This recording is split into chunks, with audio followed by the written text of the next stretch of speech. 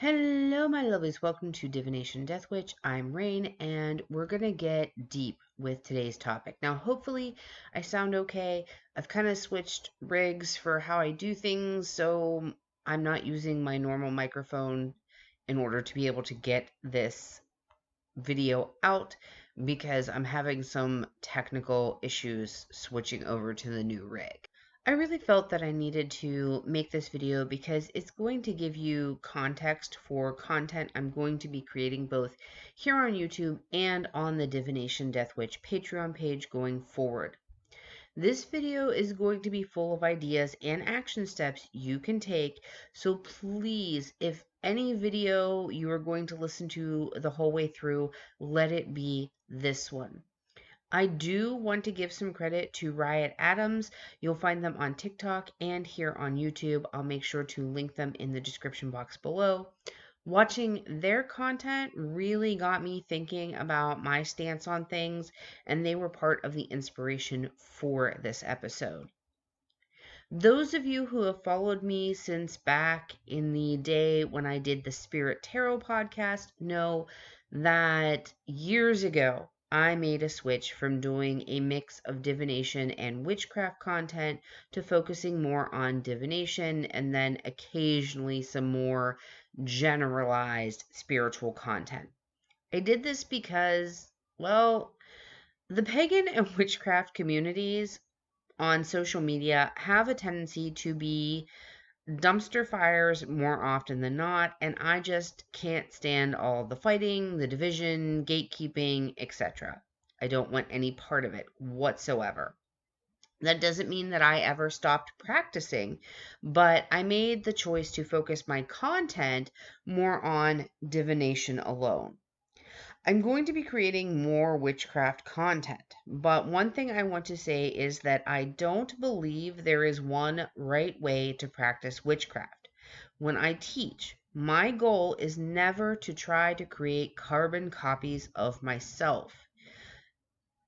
I want my students to, and my goal is always to present you with information for you to incorporate into your own practice in ways that speak to you. But as the title of this video says, witchcraft is political. Witchcraft, as we know it today, has always been political. It has served as a way for the downtrodden and oppressed to reclaim their power and for practitioners to work against oppression and injustice in ways that the political powers couldn't eradicate. Don't get me wrong, they sure tried, but they could never exterminate all the witches. This video is not just to complain about the current fascist overthrow of our democratic republic, but it is a call to action, and it will contain a variety of ways you can take action. Because each and every one of us has the power to fight tyranny. Consider this the movie Practical Magic, and I'm activating the phone tree. I have never supported the Palpatine pestilence, Mango Mussolini, Velveeta Voldemort, Daddy Dumpy Pants, or whatever you wish to call him. I didn't vote for him before, and I certainly didn't vote for him now. When I did my video after the election about flying our brooms under the radar, I mentioned that if you have the option, now is a good time to be quiet about being pagan or a witch, but that I don't feel that I have that option. I've been too vocal for too long about my dissent. I don't believe there is any flying my broom under the radar for several reasons. Which means I might as well say what I want to say and teach what I want to teach for the betterment of us all. I'm already in for a penny, so I might as well be in for a pound. I'm a woman. My ancestral heritage has historically been considered undesirable, and my family is documented. So a quick check of records reveals my black triangle. I'm openly pagan and have been for almost 30 years. I'm disabled, and there's a long paper trail to prove it. And I'm also queer. If the oligarchy has its way, I will be in their crosshairs sooner rather than later. We are witches. We are the wise ones, the cunning ones, and we have tools and tricks that the non-witches don't. I'd like to say that we're living in unprecedented times, but I've seen this movie before, though it was kind of hard to understand since it was all narrated in German. The truth is, there's a playbook our oligarchy is operating by. Two of them, to be more precise. The first in German, but there's a new revised edition in English called Project 2025. They've told us what they want to do. We can't be shocked when they try to implement it. I feel that as witches, we have an obligation not to just sit on the sidelines, but to act and to take a stand against tyranny. What that looks like will be different for each of us. There are some quote unquote mundane things that we can do. Vote, donate to food banks and other humanitarian programs, start community gardens, protest. There's the winter boots movement. Donate to things like Planned Parenthood. Stock up on contraceptives. Even if you personally don't need them, you may be able to help someone else who does need them at some point in time but doesn't have access. You can volunteer at shelters and soup kitchens or to read to children.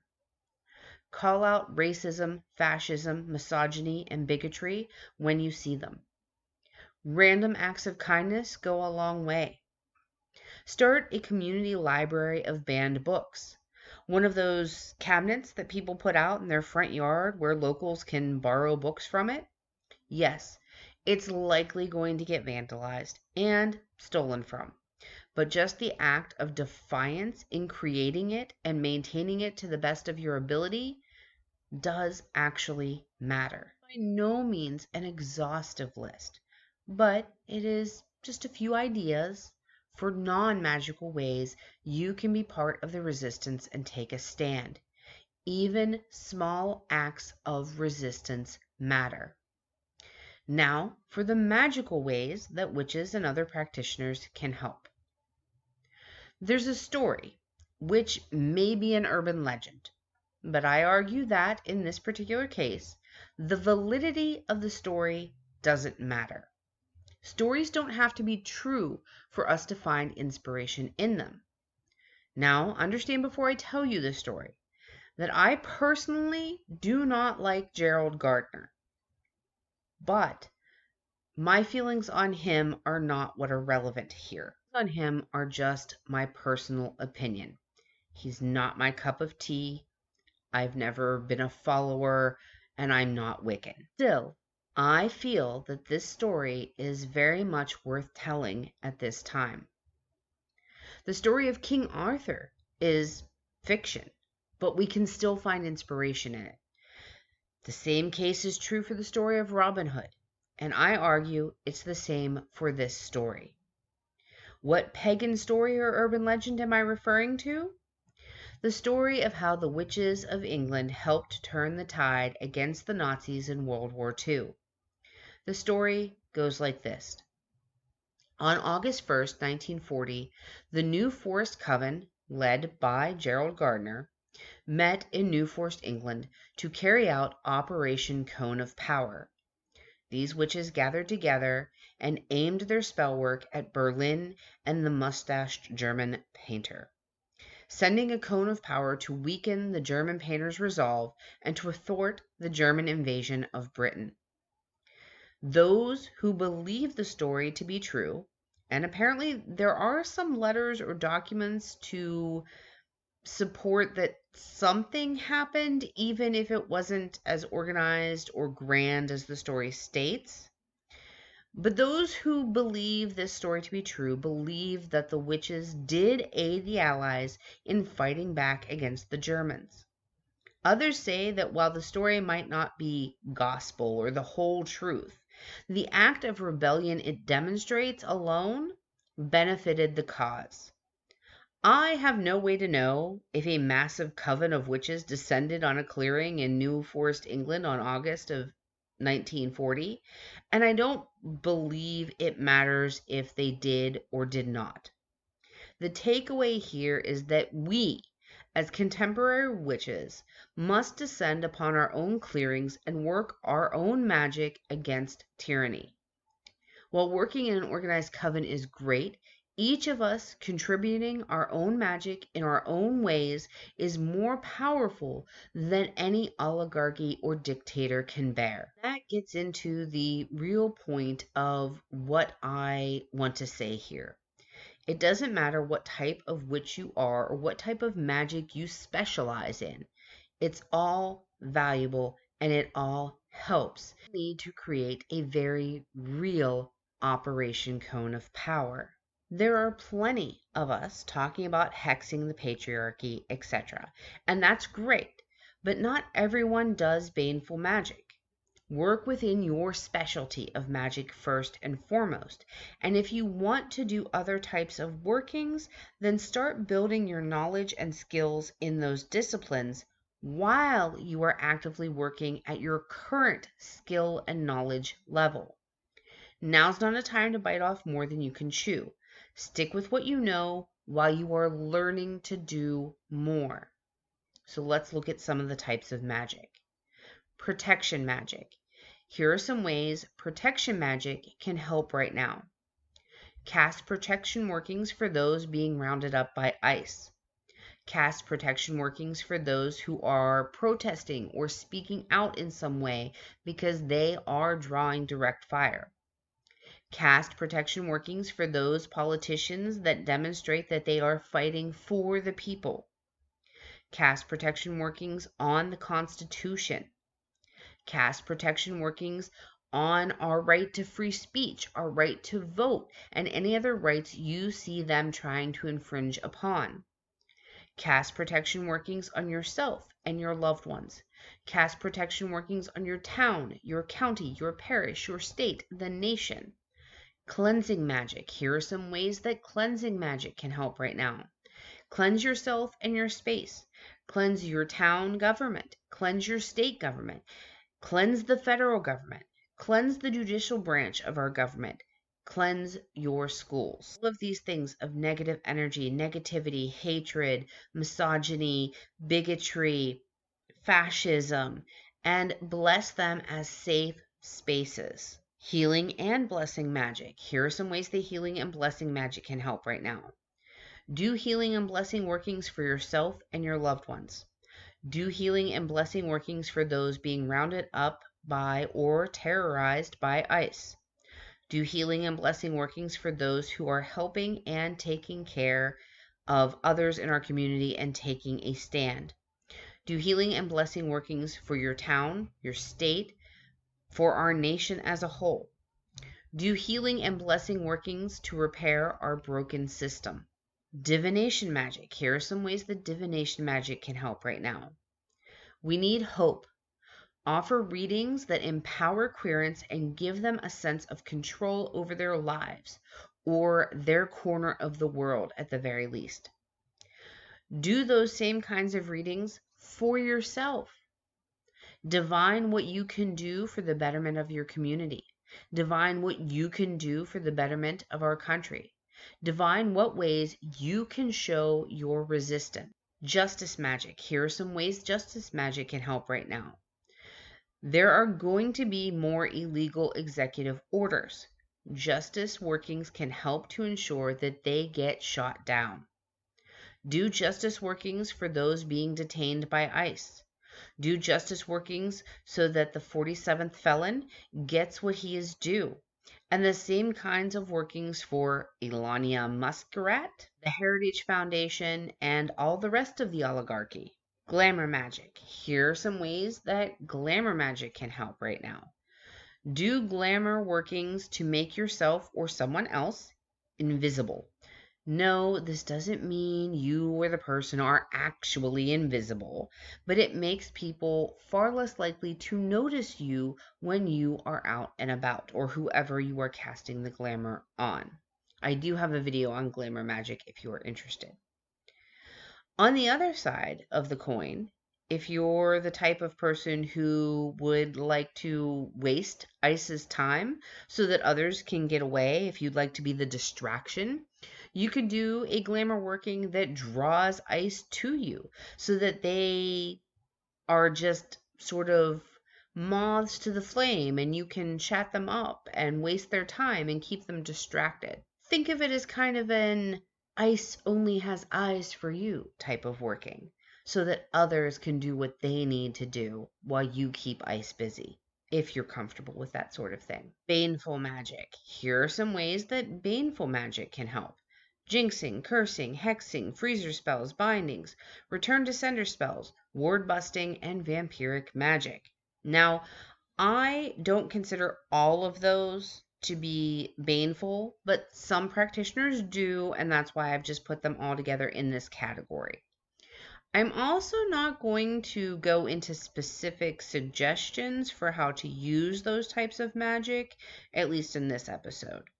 I'm just trying to show how different types of magic can be helpful in the hopes that you'll be inspired to work your special brand of magic as you participate in the resistance. This comes to a couple of very important concepts that I want to discuss. I have, unfortunately, seen people encouraging witches not to do any workings, particularly baneful ones towards Mango Mussolini and fascist friends. They typically cite one of two reasons for telling other witches not to act, and I'm going to be honest with you, both reasons are complete and utter bullshit if you're a baneful practitioner worth your salt. I don't know if these practitioners are on the side of the oligarchy or if they're just uneducated. The reasoning doesn't matter, but I want to call out the bullshit that they are espousing so that you know what is what and can make an informed decision from there. Reason one, they say, for not doing working against the oligarchy is that they say the oligarchy is magically protected with wards and such. Well, no shit, Sherlock. Anyone who studied history knows that those in power have always relied on soothsayers, psychics, and magical practitioners since the dawn of man. Attila the Hun, the Romanovs, Napoleon, Abraham Lincoln, the Founding Fathers, the German painter, these are just a spit in the bucket of historically known people of power who, we know, through paper trails, tapped into the occult, the metaphysical, whatever you want to call it, however you want to word it. Even in the Old Testament of the Bible, we see these things tapped into by biblical rulers. Now, we know some of those rulers never existed, but those stories were based on practices that were seen in periods of history.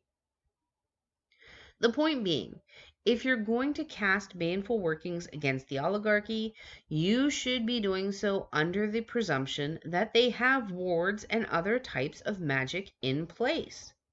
Wards aren't the be-all end-all. Protection magic can be broken through. In a high-stakes game like this, you should absolutely be calculating for all of this in your working. Ward busting is a thing. The fact that the fascists have these things in place is no reason for us to throw up our hands and go, oh well, they have protections, guess we just have to lay down and take it. Hell to the motherfucking no. It just means that if you aren't the kind of seasoned practitioner who knows how to cast with these things in mind, then you should be doing other types of workings until you've learned and grown enough as a practitioner to do this kind of work. The point I hear being made is that Mango Mussolini and or the oligarchy as a whole has created an egregore, so any magic, positive or baneful, cast in the direction of them just feeds the egregore. It's very likely that they do have one or more egregores. I'd argue that Daddy Dumpy Pants himself is akin to an egregore. He's a person, but he's a shell of one. We know he isn't calling the shots. He's just a puppet. And while I won't tell you not to aim workings at him, I feel that we need to focus more on those pulling the strings. He's the Punch and Judy show meant to draw our attention away from the puppeteers. The thing about egregores is that they can absolutely be deflated or destroyed. Just like a narcissist or a sourdough starter, you just have to stop feeding them. Starve them out. There are many ways you can work to starve them out, both mundane and magical. Gray rocking is a powerful tool. In its simplest form, it means not giving them an emotional reaction or response to their batshit crazy abusive behavior. Remain calm. Another tactic is to keep repeating facts to disprove the unreliable narrators currently inhabiting the White House. No, you're not likely to actually change MAGA's mind, but repeatedly exposing them to the facts can and will plant seeds of doubt, which will diminish how much the egregore is fed, which weakens it and makes it more susceptible to other workings against it. Those two things may not seem magical, but I assure you they are, because they are about cutting off the food supply in the form of energy. There are workings that exist just for the destruction of egregores. If that's in your wheelhouse, then now's the time to do those workings. Also, vampiric magic can be a useful tool in deflating an egregore. Essentially, use the egregore to feed workings that benefit society and our communities, thus draining it of its power in a way that is beneficial instead of allowing the egregore to destroy our society and communities. The point of all of this is to say that no matter what type of practitioner you are, you have value in this fight and can make a difference. There's no reason for any of us not to be doing some kind of workings to fight fascism. Each of us can contribute in some way. Please use the things that I've talked about in this episode as inspiration and get creative in your craft.